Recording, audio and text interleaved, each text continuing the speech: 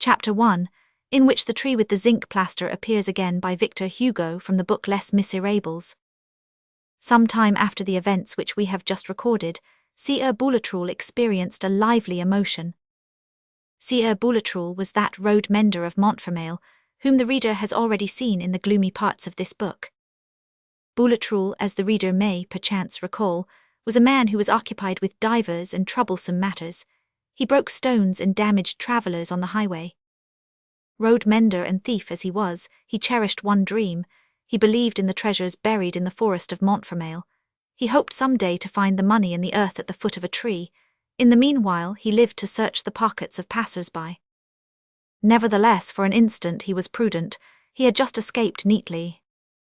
He had been, as the reader is aware, picked up in Jondrette's garret in company with the other ruffians. Utility of a vice. His drunkenness had been his salvation. The authorities had never been able to make out whether he had been there in the quality of a robber or a man who had been robbed. An order of nolle prosequi, founded on his well-authenticated state of intoxication on the evening of the ambush, had set him at liberty. He had taken to his heels. He had returned to his road from Gagny to Lagny, to make, under administrative supervision, broken stone for the good of the state. With downcast mien, in a very pensive mood, his ardour for theft somewhat cooled, but he was addicted none the less tenderly to the wine which had recently saved him. As for the lively emotion which he had experienced a short time after his return to his road mender's turf-thatched cot, here it is. One morning, Boulatruelle, while on his way as was his wont to his work, and possibly also to his ambush, a little before daybreak caught sight, through the branches of the trees, of a man whose back alone he saw, but the shape of whose shoulders, as it seemed to him at that distance and in the early dusk, was not entirely unfamiliar to him.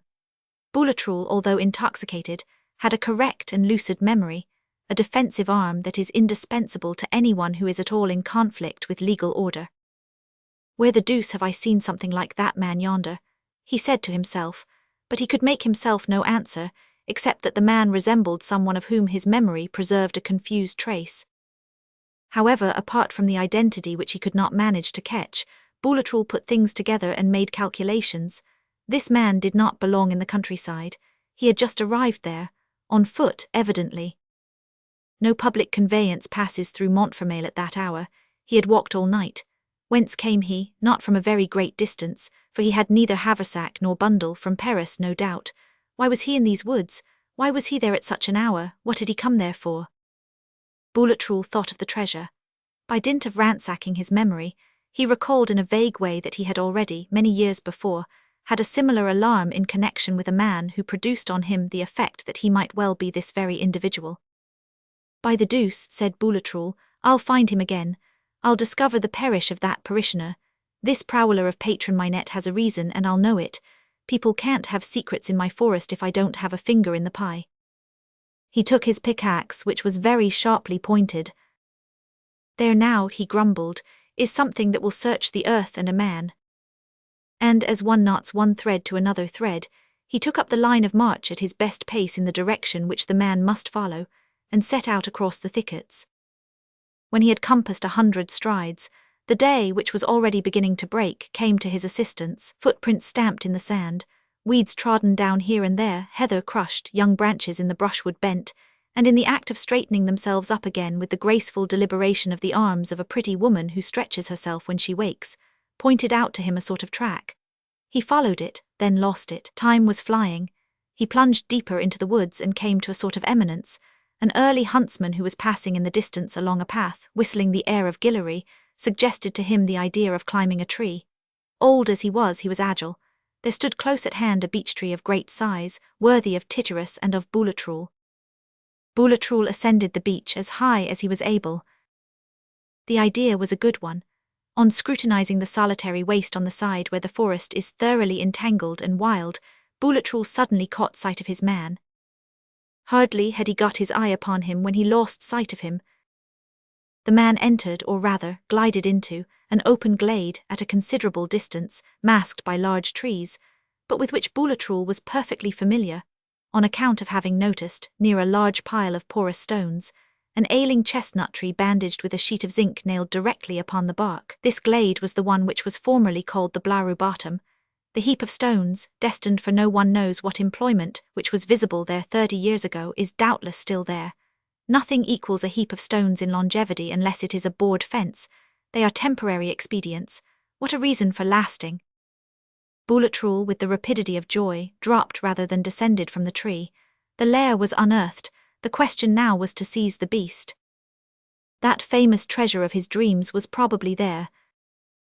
It was no small matter to reach that glade. By the beaten paths which indulge in 1,000 teasing zigzags, it required a good quarter of an hour. In a bee-line through the underbrush, which is peculiarly dense, very thorny and very aggressive in that locality, a full half-hour was necessary. Boulatruelle committed the error of not comprehending this. He believed in the straight line, a respectable optical illusion which ruins many a man. The thicket, bristling as it was, struck him as the best road. "Let's take to the wolves' Rue de Rivoli," said he.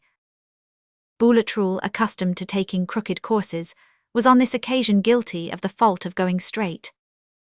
He flung himself resolutely into the tangle of undergrowth. He had to deal with holly bushes, nettles, hawthorns, eglantines, thistles, and very irascible brambles. He was much lacerated. At the bottom of the ravine, he found water which he was obliged to traverse. At last he reached the Blaru bottom, after the lapse of 40 minutes, sweating, soaked, breathless, scratched, and ferocious. There was no one in the glade. Boulatruelle rushed to the heap of stones. It was in its place, it had not been carried off. As for the man, he had vanished in the forest, he had made his escape. Where, in what direction, into what thicket, impossible to guess.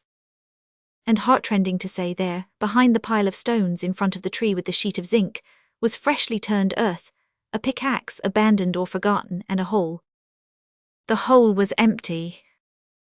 "Thief!" shrieked Boulatruelle, shaking his fist at the horizon.